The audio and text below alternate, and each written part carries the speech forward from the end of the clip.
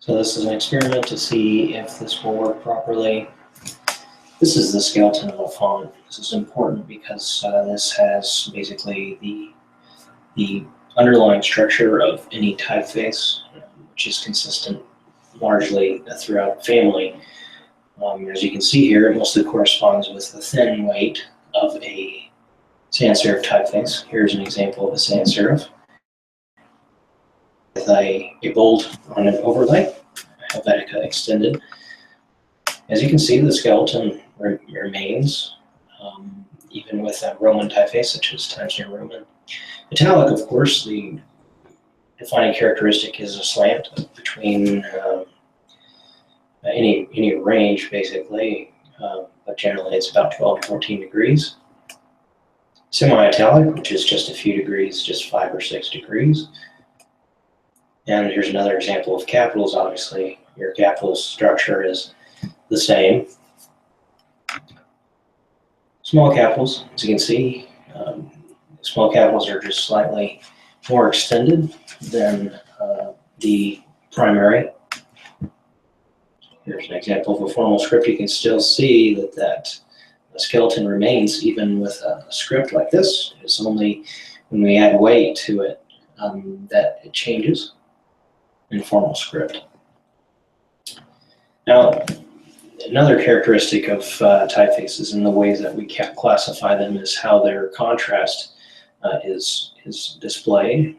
Here's some examples. As you can see from this display, it is determined by the pen. Even though we think of type almost as blocks that are pressed into paper, and they most certainly are, they ultimately find their origins in handwriting. So you can see the stroke of the pen for optima. And then for linotype to dough is very high contrast, very minimal pressure, where it then becomes very, very thick. And then variable pressure for a script. Let's look at some contrast amounts. There's very little contrast in Futura between vertical and horizontal strokes. Here's some moderate contrast with Helvetica. You can see there's a little bit different stroke there on the horizontal strokes. See the center of that A is substantially thinner, or not substantially, but it is thinner than the strokes on the exterior.